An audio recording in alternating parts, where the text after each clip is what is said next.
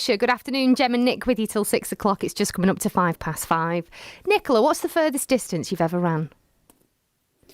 It's 5 miles, I think. Well, I did a 5 mile run several years ago. I think it was like 2.5 times round Preston Docks for charity. Yeah, that felt like really far. Well, from 5 miles to 100 miles, we're going to be chatting very shortly to a guy who is doing the most incredible thing for an amazing cause.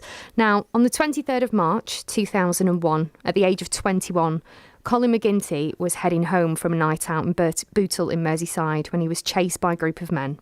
He was stabbed 15 times and a few hours later sadly died from his injuries. Now, 2 men were trialled and found guilty in what police described as a case of mistaken identity.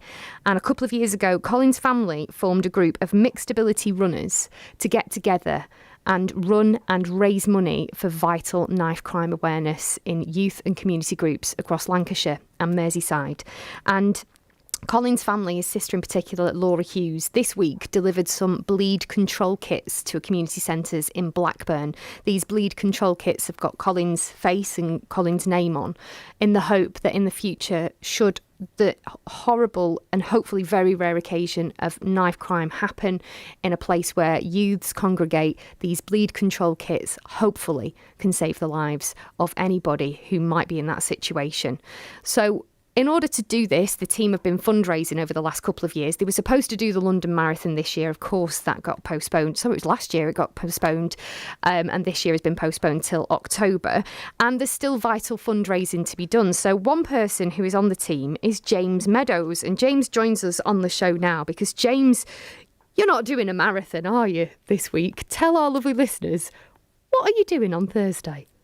I've decided to do a 100-mile run from my house in Aintree, through to Ormskirk, through to Bearscow, and back again 4 times.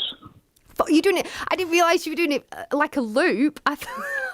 Yes.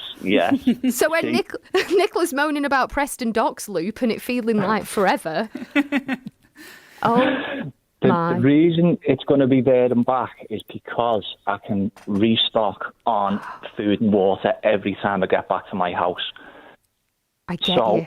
I don't like to put people out too much. So if I'd have done 50 mile out and 50 mile back, I'd needed someone with me carrying food and water. I get you. I thought an easy way to do it is this. Wowzers. So I take it, is that like a 25-mile loop then every time? Yes. It's going to be only a long day at the office.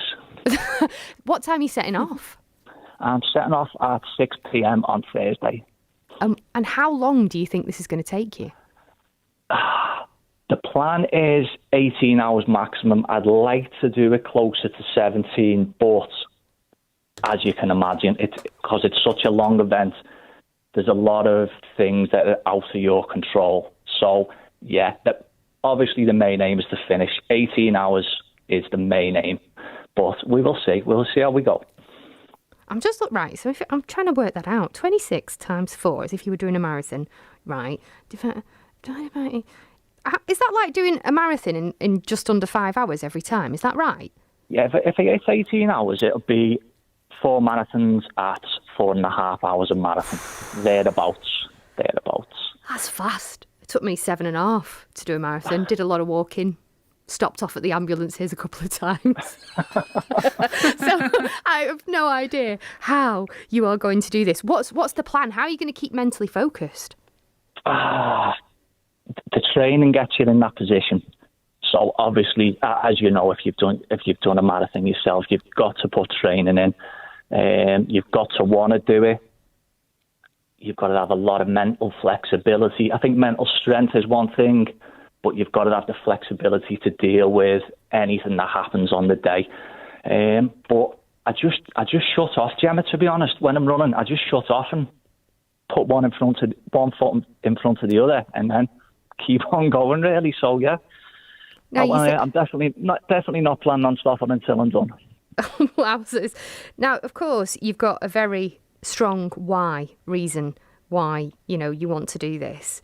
What made you want to get involved? Well, I went to school with Colin, Now, Colin was a year below me, and I was good friends with Robert, who was in Colin's brother, who was my age in school. Now, because of the very close age gap, Colin knocked around with us, etc., in school a little bit and after school. So I got involved with the campaign. And as you said earlier, races have all been cancelled at the moment. The lockdown is soon to be eased a little bit. And I thought, what can I do? What can I do to raise awareness with the campaign and to hopefully raise some funds? And the 100 mile has been a target now for a few years. So I've trained towards it. Touch wood, everything's gone okay. And I thought, you know what, let's do it, and let's push the campaign at the same time. What's the longest you've done in terms of mileage so far in one go? 63. That was 2016. Yeah, 63 mile. That was the first race I'd done. So that was a long one as well. What's going to be the difference to get those extra 37 miles? That's a lot. That's a big difference. The 63 was in Huddersfield Ways, so it was very, very hilly. Now, this is relatively flat as it goes, but obviously I've put more mileage into my legs in the training, pace it a little bit slower, but yeah, it's just a case of putting the training into the right areas and doing what you need to do on the day. And so if people want to get involved, particularly on the fundraising side of things, what's the best way of finding out more or following you on social media? The easiest way of reading about the campaign especially is if people put into a search engine No Knife Crime, which is KNOW Knife Crime. They can read about Colin's story, the campaign, what it's all about, etc. I'm also... The campaign is on Instagram and Twitter as well. So In Memory of Colin McGinty is another search on social media if people want to get involved and read the story. And obviously if people are touched by it, etc., or they want to get involved in the campaign, even just sharing the story round, it's massive. Fundraising is brilliant because we can do things with that money, with the bleed packs, education work for the knife crime, for younger children, etc. But even people just getting the message about everything, as you know, everything helps that little bit. Well, James, listen, we wish you the best of luck when you set off on... You picked a good date, didn't you? April Fool's Day. I know, it's a good one, yeah. Couldn't have picked a better day.